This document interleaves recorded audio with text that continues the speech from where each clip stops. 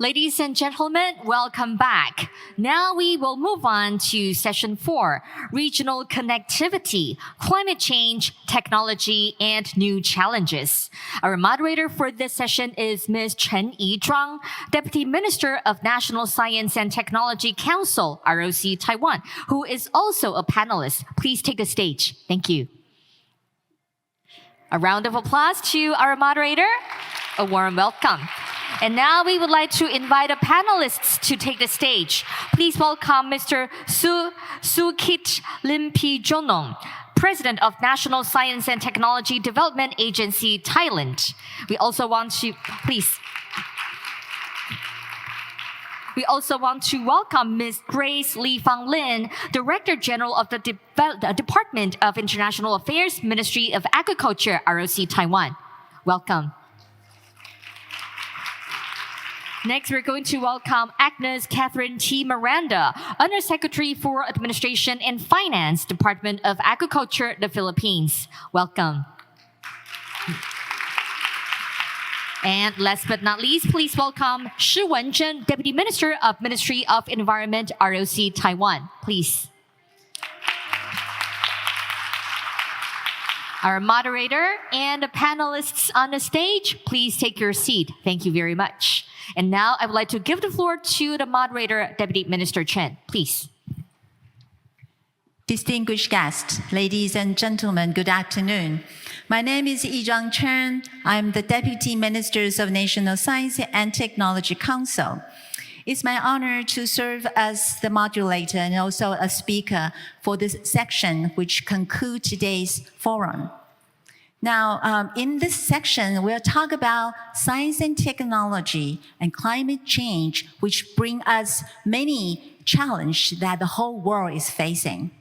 Now, it's a great honor to have 4 additional panelists join us. Allow me to briefly introduce them. Professor and Dr. Sukit Limpijumnong, President of the National Science and Technology Development Agency in Thailand. Okay. Professor Limpijumnong and I will talk about the science and technology part first. And then we have 2 experts, Dr. Grace Lin, Director General of Departments of International Affairs, Ministries of Agriculture, Taiwan, and Ms. Agnes Kathleen Miranda, Undersecretary for Administrations and Finance of the Departments of Agriculture, the Philippines. They would discuss these aspects from the viewpoints of agriculture and climate change. The last one, the most important one, is Dr. Wen-Chen Shih, Deputy Minister of Environment Taiwan. Basically, the environmental change has made all the challenge that we need to face today. So without further ado, I look forward to your insightful perspective. Thank you. I would like to invite the first speaker, which is me. I will talk to you about our aspects from Taiwan's viewpoints on the national science and technology. Now, in the past 10 years, my institute had done significant efforts on creating sustainable resilience and in this whole region, and hopefully could over the next 10 years. Now, this is online, but don't worry, I'm not going to bore you with all details. I will basically focus on Taiwan's science and technology development, and also share the achievements that we have been doing with our neighbors and with our allies. So this is belonging to the new Southbound policy. So actually, if you look at the world, we are facing very similar global issues that include impacts of the global pandemic, that include aging and decline birth rates that occurs in everywhere in the world, and also global warming. Now, these are challenges, but also opportunities To address this opportunity, NSTDA Taiwan had spent lots of effort on developing advanced technology that, just name a few, for example, precision medicine, for example, remote technology, AI, etc. And of course, it is also very important that we need to protect our environments. I think you can't see it. I apologize for that. All the detail, but trust me, in the past 2 decades, Taiwan has, in addition to sponsor many bottom-up research, we also focus on advanced technology that including, for example, biomedicine, for example, semiconductor, again, AI, 5G, space technology. We just had a satellite successfully launched yesterday. So all these would actually put together our talent so we could design our future. Now, next year, the most important project that we are interested in doing is we call in Chinese 精创计划 in English, which is Taiwan chip-based industry innovation program. This is one of the most important programs that we have launched starting from next year.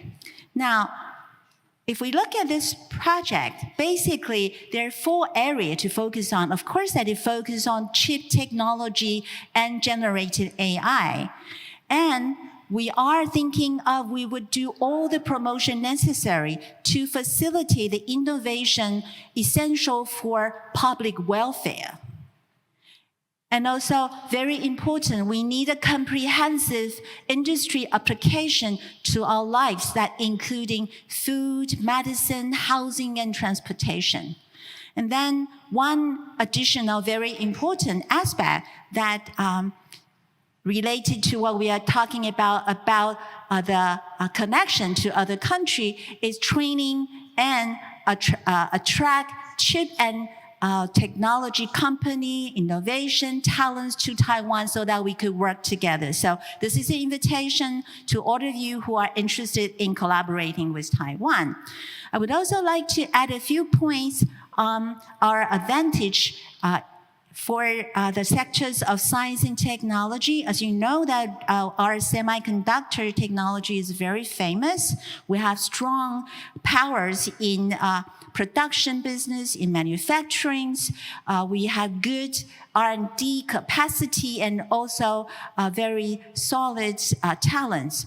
But I think most importantly, we have been trying very hard to collaborate with our ally to improve social welfare and also our living standard. I'll take one, for example, in Thailand, that our scientists in Tsinghua University collaborate with Institute in Thailand to develop a rapid screening method to identify the toxic material in the water. So that would improve life standards in the people around the river. So that is very important to us. And also because we have been working very hard in the science and technology, we have also established our reputation in the world, as shown in the screen that in 2020, we had signed a science and technology cooperation agreement with United States. And 3 years later, we signed similar arrangement with Germany. We also collaborate with many global companies, including Google, ASML. So we are actually in the good position that with that, in our new policy, the new southbound policy, that we could help to serve as a vital partner. Now, for example, we have 4 directions that starting with individual collaborations, talent exchange, expanded to institute collaborations, and national collaboration. So if we look at the number, the collaboration documents and the project actually involved, and also the recruitments, in the past 7 years, from 2016 to 2023, all increased very significantly. So In those collaborations, there are probably two different types of research. One is scientific cooperation, and the other is humanity and social science. So I'll take one example showing that, for example, in Philippines, our scientists in Taiwan collaborate with scientists in Philippines. And then in the marine vessel, they had done survey for the seashore faults and analysis, and also they work together to investigate the indigenous culture. So all these efforts indicating that we love to collaborate. So in the future, we are hoping we could advance our knowledge on, again, very specific event technology. We would also love to have more cultural exchange, and hopefully these efforts would make values together with our ally friends, countries, so we could work together. Thank you very much.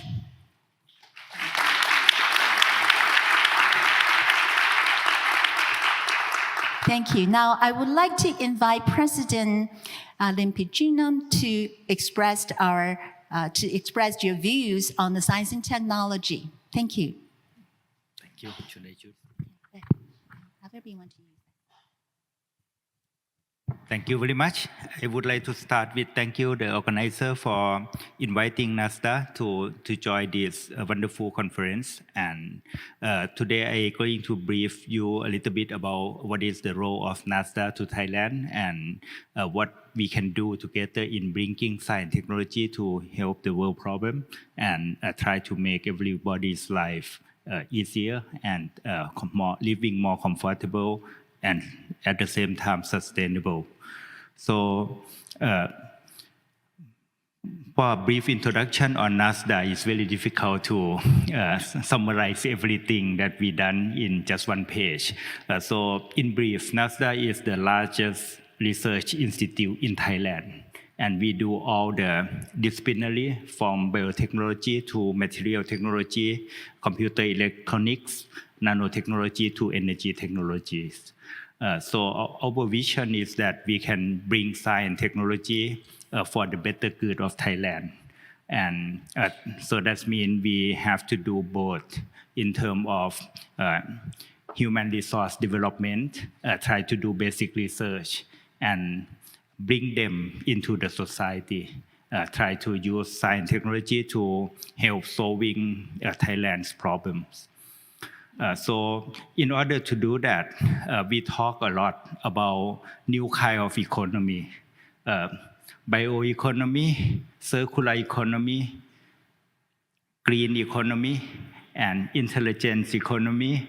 Sometimes we care more about sustainable economy, and silver economy come in lately because elderly is in the society, including Thailand. I believe in Asia, lots of countries suffer the same problem that we are start to get lacking of labor resource, and we have to bring in technology to help making the elderly life easier without the working group of people helping them.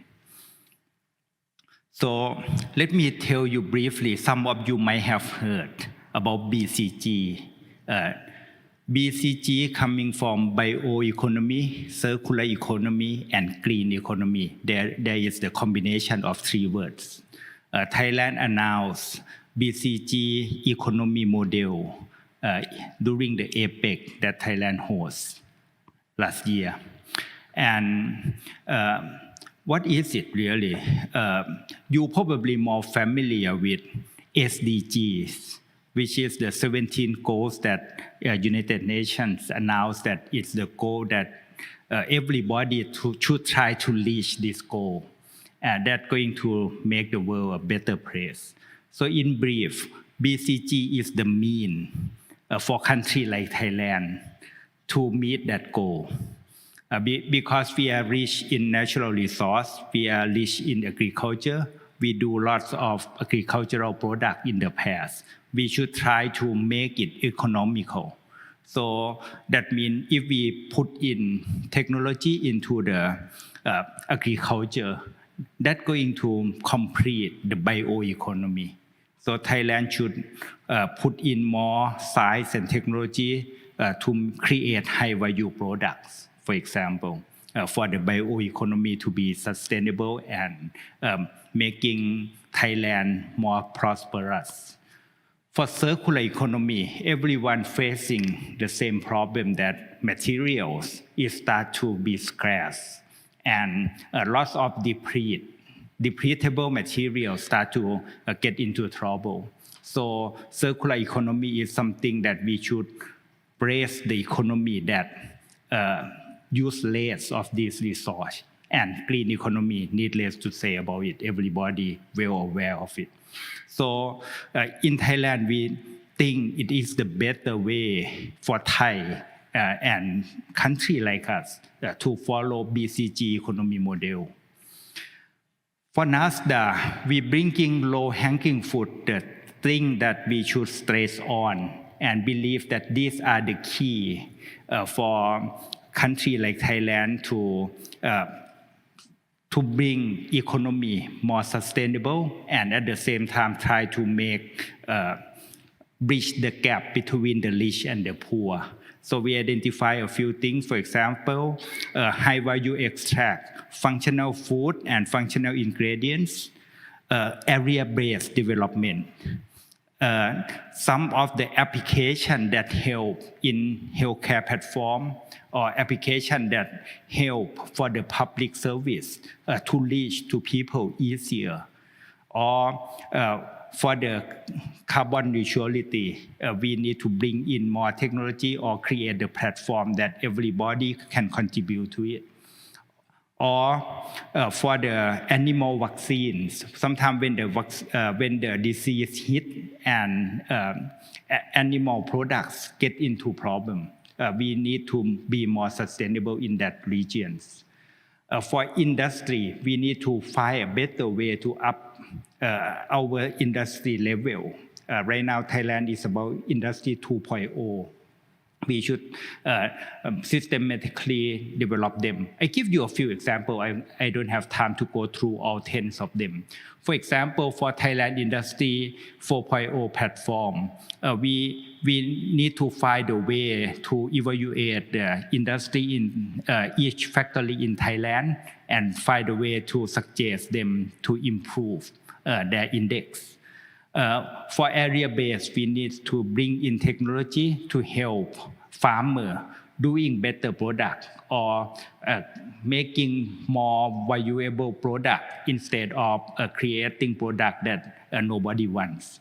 Or if they already make value product, how to improve their yield or bringing in equipment to help them make their life easier. For healthcare platform, we believe that digital technology can really level up, making it is reachable for poor people. And at the same time, healthcare platform, digital healthcare platform can help poor people remotely from the doctor that in the central city. So we try to beef up this. So we believe that BCG model, if we create ASEAN network, we can work together and share technology resource and making everybody problems easier. Try to brainstorm and solve the problem together. And finally, we can, with the connectivity in science and technology, without boundary, we can help each other solve local problems with the world knowledge. So there are lots of challenge and opportunities. Since my time is up, I end my talk with the conclusion here. Thank you very much.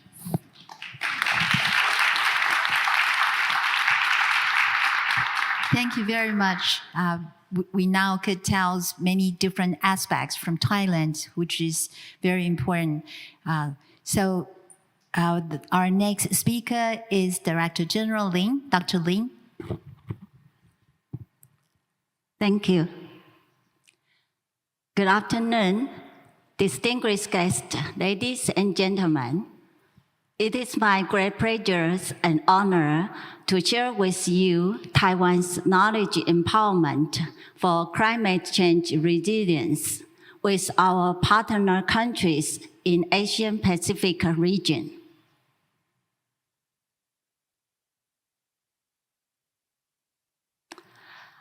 First of all, I would like to share with you some background of our new southbound policy in agriculture. We started this policy in 2016 with 18 partner countries. In the first phase, we promote technical cooperation and technology in agriculture development. In second phase, we strengthen agricultural supply chain with new southbound policy countries.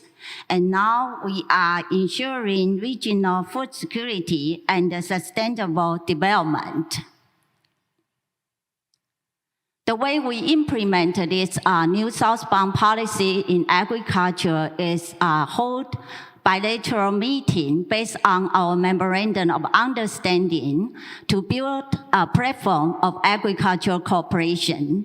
We set 4 models of agricultural supply chains to extend of food producing basis, relay agricultural production, and set up for off-season production and marketing.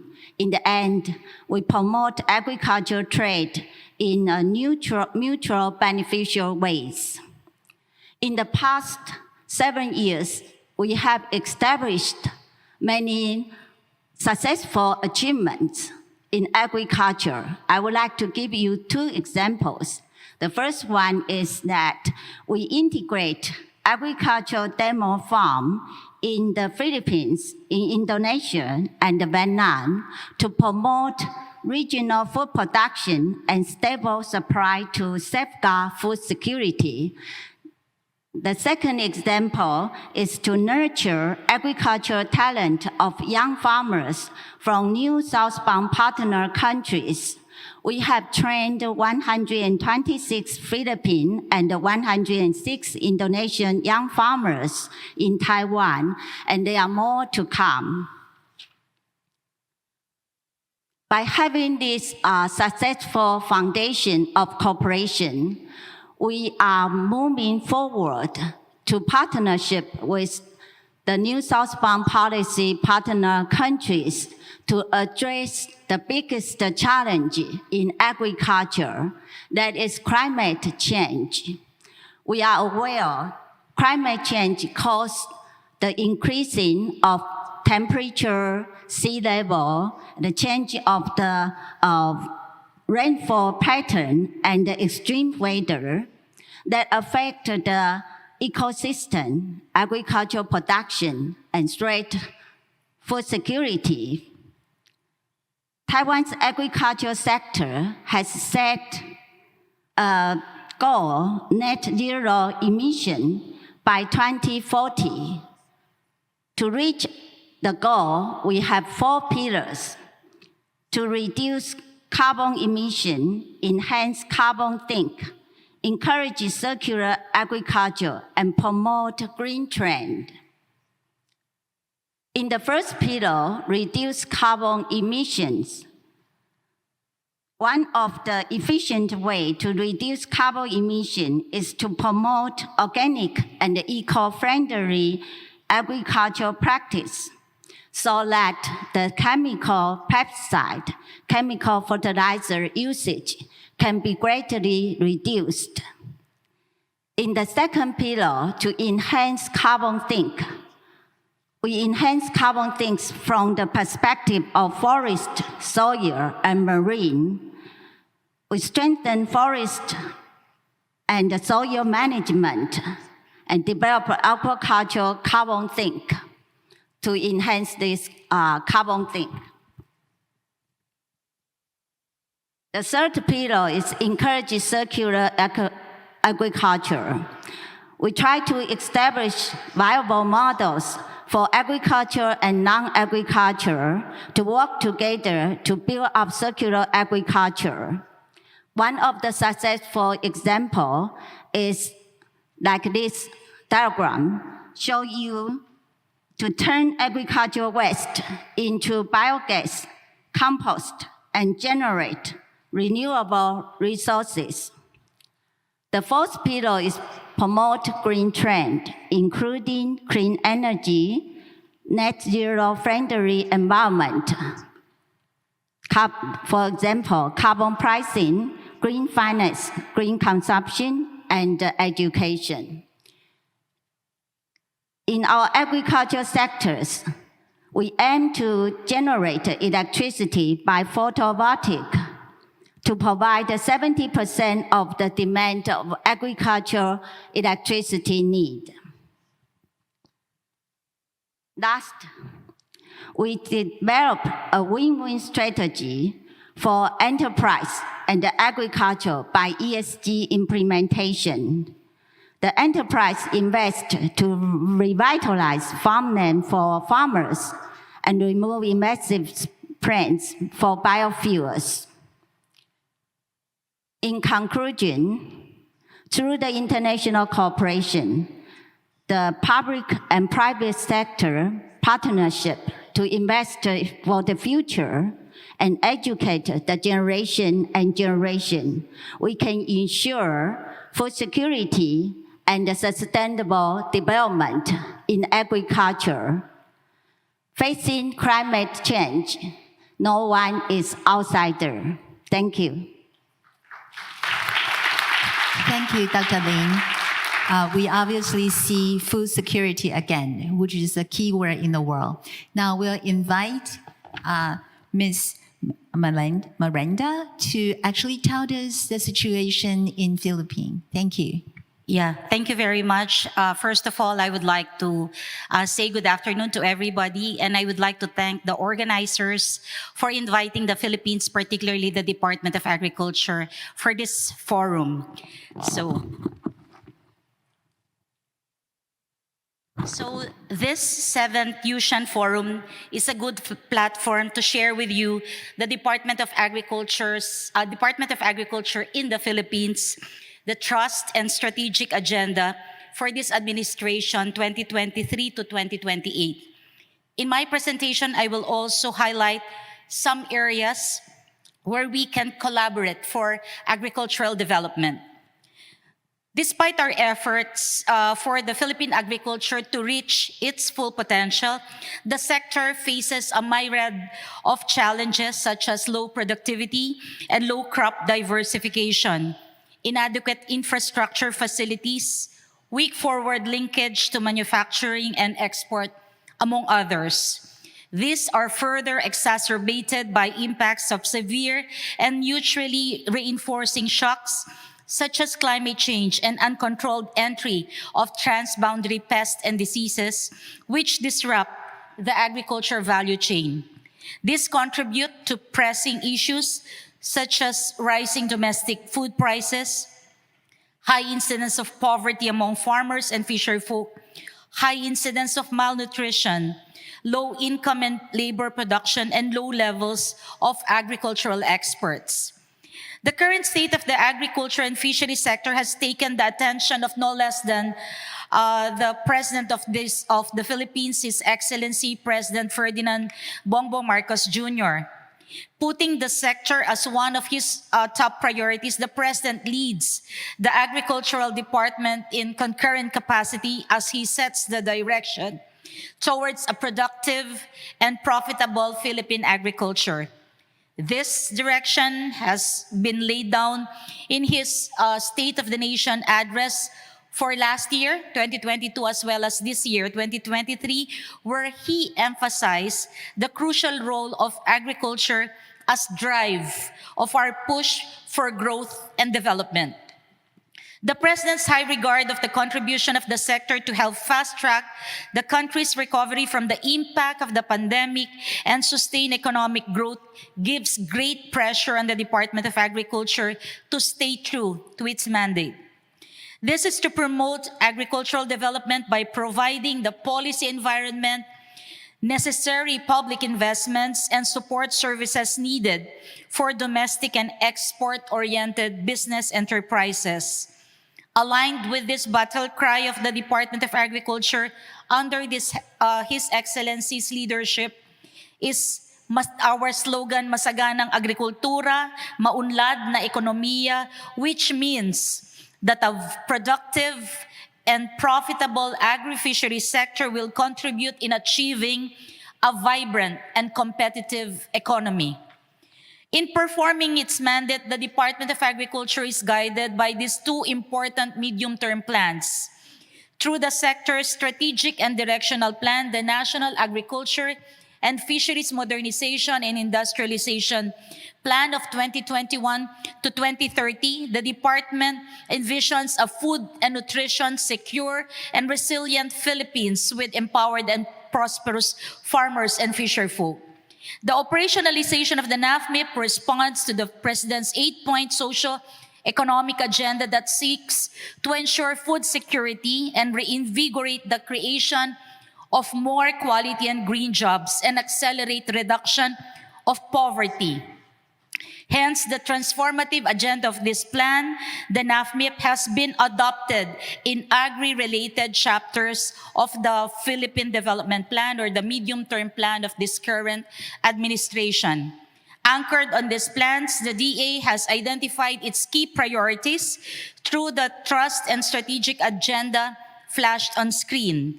The department is gearing towards ensuring accessibility to adequate, affordable, safe, and nutritious food at all times that benefit all Filipinos and raising farmers and fisher folks' income. To realize this, the department focuses on developing strong, modernized, and climate-resilient value chains to address the inefficiencies across various segments through implementation of interventions aimed at boosting local production, increasing investments on post-harvest and processing, and improving efficiency in logistics and marketing. This will be supported by establishing a conducive, enabling environment which involves institutionalizing policy reforms and strengthening support across value chain segments to enhance efficiency and accelerate the modernization of the sector. This trust and strategic agenda are being employed through the implementation of various programs, activities, and projects, and which also advance our aim of social transformation and reducing risk vulnerabilities. Our flagship programs and projects are focusing on the production of these commodities and development of industries. And today I would like to highlight the immense potential and opportunities that lie within the agri and fishery sector in the Philippines. And the Philippines agri and fishery sector produce some of the best agricultural and fishery products in terms of quality and contribute significantly to overall economic growth. However, it is also a sector that holds tremendous untapped potential for future further development and investment. And flash on screen are some of the priority commodities being produced in the Philippines with information on their respective export potential in US dollars, as well as volume of production in million metric tons. Further recognizing the role of our development partners, flash also on screen are some of the investment opportunities and possible areas of collaboration that will lay the groundwork to a more robust foundation for the long-term transformation of the sector. These include investment opportunities in infrastructure development, such as the establishment of agri-fishery industry business corridors, sharing the adoption of modern and innovative technologies and facilities for agriculture, investments on digitalization, which aims at accelerating the integration of digital technologies into food value chain. So the Philippines continues to invite and encourage our international partners to invest in the Philippine agriculture sector, having a huge potential given its strategic location. We'd also like to highlight that the recent changes in our government policies has made it more favorable and convenient for foreign investors to invest in the Philippines. Investors would have any problem communicating with Filipinos as the country shows excellent proficiency in the English language. So with this, we at the Department of Agriculture in the Philippines hope that the development of the Philippine agriculture and fishery sector will be highly considered as we start a new blueprint for Asian development. With this, thank you very much and good afternoon. Thank you very much. We heard another key word, modern agriculture. Maybe that's a solution for food security. We'll see. Now we have our last panelist, right? Deputy Minister Shih, would you please? Thank you very much. Moderator Dr. Chern and my distinguished fellow speakers, ladies and gentlemen, good afternoon. It is a great pleasure for me to be invited to participate in the Yushan Forum, and in particular on this session on regional reconnectivity from the perspective of climate change, technology, and new challenges. Today, I'll briefly talk about Taiwan's 2050 net zero strategies, as well as some of the environmental cooperations that we've done with our Asian Pacific partners. Okay. So, with the extreme weather events accelerating, humanity has opened the gate to hell. This is the message from the UN Secretary General Antonio Guterres at the 2020 Climate Summit that just took place last month.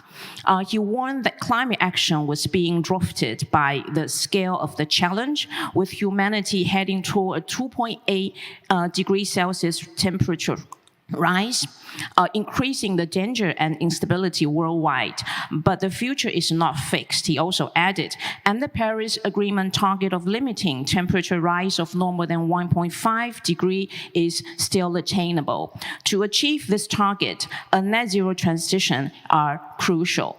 So for Taiwan, President Tsai has announced Taiwan's 2050 net zero goal on April the 21st, 2021. A few months later, the Executive Yuan launched the amendment of our Greenhouse Gas Management and Reduction Act. One of the key amendments was to incorporate the 2050 net zero goal into the legislation. The planning process for the pathway to achieve net zero began in March 2022. The National Development Council officially released the 12 key strategies for Taiwan's 2050 net zero transition on December last year. This marked the beginning of the implementation of Taiwan's net zero strategies. In order to achieve a net zero transition, we have devised a comprehensive framework comprising 12 key strategies. These strategies range from transitioning to renewable energy sources, such as wind, solar, and hydrogen, investing in innovative energy solutions, promoting energy efficiency and saving, and to utilize carbon capture and storage technologies. We're also committed to promoting a green lifestyle where carbon-free and electric vehicles are the norm, and where waste is reduced to a minimum through resource recycling. Our aim is to enhance our carbon sinks, to increase public participation in the transition process, and to ensure a just transition. Finally, we will create a conducive environment for green finance, enabling us to fund our transition while promoting sustainable economic growth. I would like to highlight the crucial steps as Taiwan has identified 4 strategies for our transition. First, an energy transition that focuses on wind power, solar PV, system integration, and energy storage, as well as new energies. Second, an industrial transition that aims to transform high-tech, traditional manufacturing, construction, transportation, and other sectors through electrification and resource recycling. Third, a lifestyle transition that seeks to promote green transportation and electrified environment, as well as a more sustainable residential and commercial lifestyle. Last but not least, a social transition that focuses on promoting a just transition and increasing public participation in the net zero process.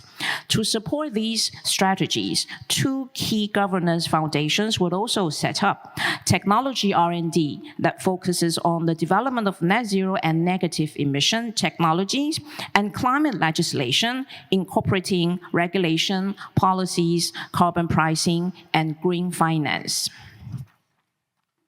The four strategies in the 2050 net zero transition yield four vital benefits. The energy transition enhances security by reducing import reliance.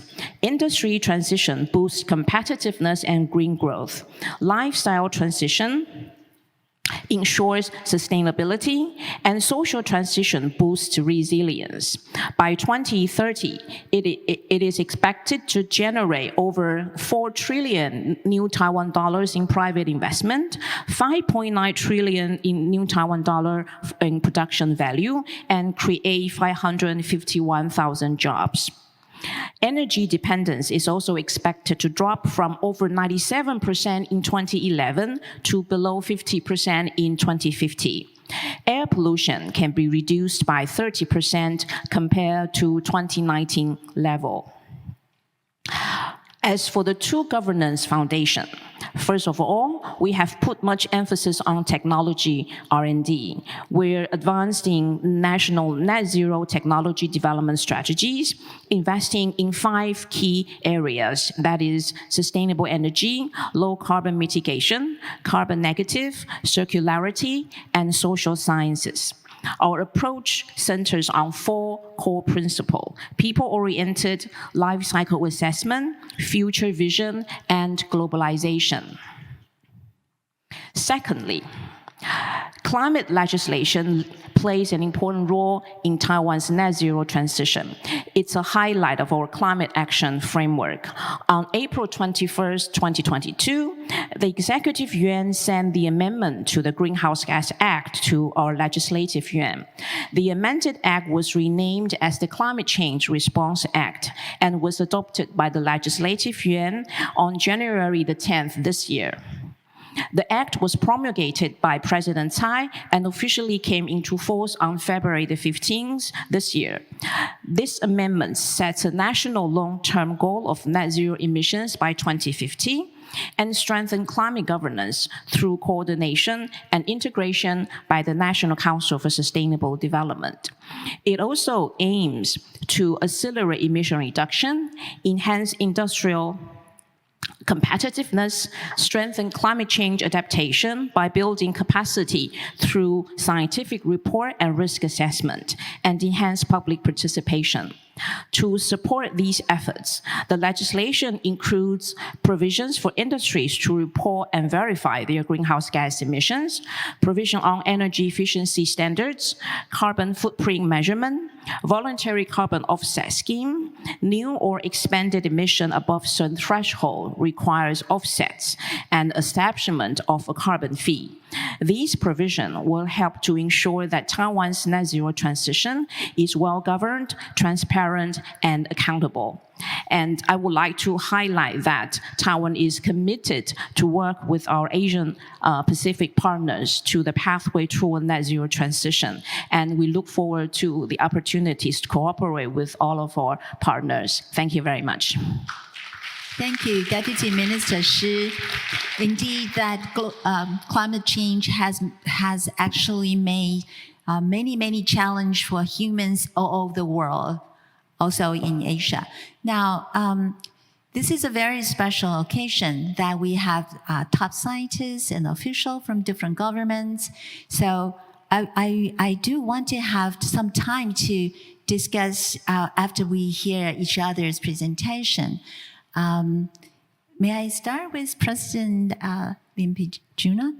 That you being in Taiwan several times before you took this position, you know Taiwan, of course, that you know Thailand very well. Any suggestion that would be the most pressing or the best opportunity that we two countries could collaborate, please? Thank you very much. I think science and technology has no boundaries, and the problem that we are all facing this day is based on climate change, based on irresponsibility use of energy resource, petroleum, create carbon dioxide, and sometimes inequality created by digital technology and semiconductor technology that create the pollution. I think in bringing all the technology that we have to solve this problem, there should be no boundary in collaboration in these issues. Because if we solve all these problems, it benefits everyone. For example, for the carbon neutrality, it is every politician talking about it. But scientifically, when we talk among scientists, we need really concerted effort that when we find a solution, we should share those solutions together. We should group together in trying to find the best solution so everyone can use. For digital technology, it creates, without aware, it creates inequality. So for those, it's our duty again in trying to use digital technology, AI, for the better good of society. So there should be a way that as scientists, as researchers, we should collaborate and find a way to guide politicians in utilize these tools in a smart way that benefit the society. We don't have much time, but I think this probably give you some of the idea of why we should collaborate in science and technology and try to use them to solve the world problem. Thank you. Deputy Minister Shih, would you like to reply or have your feedbacks on the net zero related issue?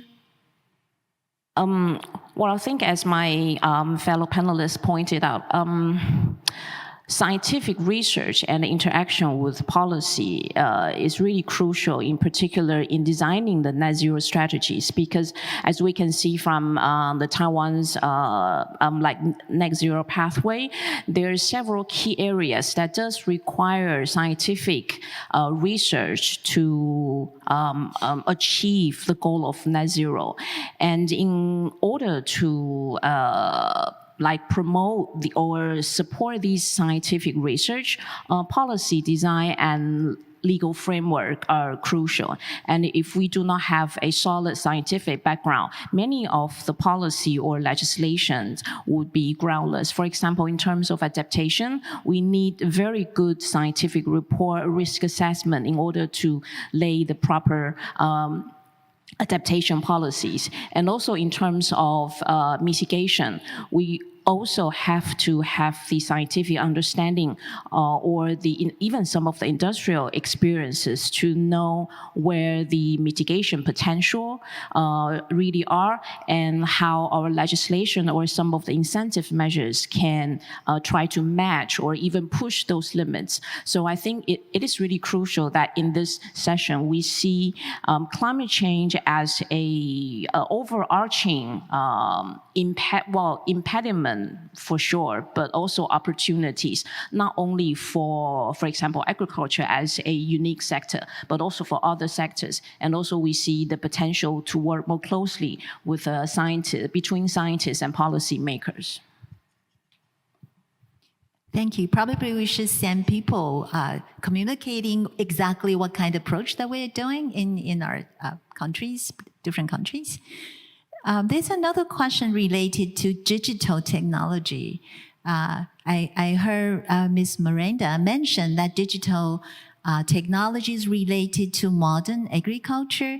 So for that part, at this time, what would be the most needed or welcome situations in Philippines? Yeah, as I have mentioned, there are a lot of needed interventions or components for us to be able to achieve food security, and one of which is digital technology. Another one is if we wanted really technical collaboration or cooperation with, particularly with Taiwan, is I think one of our one agency that is attached to us, the PhilMec, wanted to collaborate more on, particularly on agri-processing facilities that would cater to or suitable for small areas. Another one, digital technology as well as climate change. As mentioned with all the panelists, climate change is a global concern. And I saw in the presentation of Ms. Grace about what they call this, climate resiliency as it relates to supply chains. One of the efforts of the Department of Agriculture really is looking at value chain analysis, and we are really very interested on how probably Taiwan is looking at the supply chain or value chain as it relates to climate resiliency strategies, and of course your programs and projects. Thank you. Thank you. So, Dr. Lin, would you like to add something to it? Thank you. Talking about the food security, I think this is a very important global concern. And also, of course, we are discussing the climate change and resilience today. And this affects the food security very much. And so I would like to say for a small country like Taiwan, food security is particularly important. So for our Ministry of Agriculture, we in Taiwan, our self-sufficiency of food security is around 34%. So it's particularly important for Taiwan. So we try to cooperate with other countries to establish to secure our food security. For example, we import due to the limitation of our land size and the weather. So that's why just now I say our self-sufficiency of food security is like 30%. So we try to secure our importation from the main exporting agricultural product countries. For example, like the United States, we import a lot of commodity agricultural products from them. So we try to sign the memorandum of understanding with them to secure the importation of our food products. And in addition to that, in today's presentation, we also mentioned about to set the models for overseas production base. We try to extend this kind of production base in other countries, in particular in South Asian countries. We hope that we can extend our production base to other countries so that we will not limit it in a small scale farming or the limited size of our farm in Taiwan areas. So in terms of food security or facing climate change, we think that the agriculture sector have this responsibility to extend and expand our scope and to build up a resilient agriculture so that we can secure our food supply and the food supply chain. Thank you. Thank you, Director General Lin. Yes, indeed. In Taiwan, that we have really good industries working on, for example, smart medicine, smart device, smart agriculture, and as I just presented to you, that we have a 10-year planning starting from next year to actually apply chip technology to every aspect of life. And it is very important to have collaboration, of course, but it is very important to test our products in my country or in your country, then we know it actually works at different geographic situation, weather situation. So today in the audience, we have many different people from the industry, from the governments. So hopefully that with this discussion, we'll be able to actually promote more collaborations in Asia. So that would be our really our hope. And hopefully that in the next year's meeting that we would have even better solution for the future. So with that, I would like to thank our panelists for your expertise and your thoughts. Really appreciate it. And thank you all for being here. Thank you. Ladies and gentlemen, please give the moderator and the panelists a wonderful applause. Thank you very much. Please come to the center of the stage for a photo call. Thank you once again for the insightful discussions. So please look at the cameras and give us your big smile. And you can stay closer. Yes, please move to the front of the stage and stand closer. Look at the cameras in the front. Give us your smile. 3, 2, 1, cheese. Another one, give us your thumbs up, please. Thumbs up. And look at the cameras. 3, 2, 1, cheese. Another round of applause to the moderator and the panelists. Thank you so much for the insightful discussion. Please return to your seat.